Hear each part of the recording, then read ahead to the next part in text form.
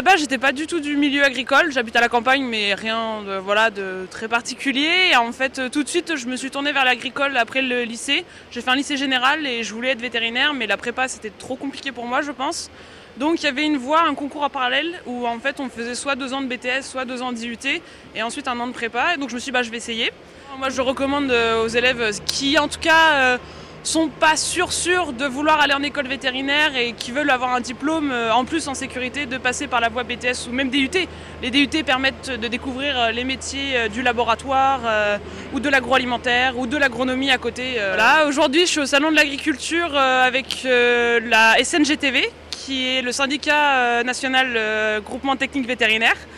C'est en gros le syndicat des vétérinaires en pratique rurale qui valorise les vétérinaires en pratique rurale. Et on a une branche de ce syndicat dans toutes les écoles véto en France. Donc il y en a 4, Nantes, Maison-Alfort, Lyon et Toulouse. Dans le quotidien d'un vétérinaire rural, c'est compliqué, c'est contraignant, même si c'est un métier de passion, c'est quand même un métier dangereux. On peut souvent être blessé tous les jours, prendre un coup de pied, on peut être fatigué, on a froid, on est sous la pluie.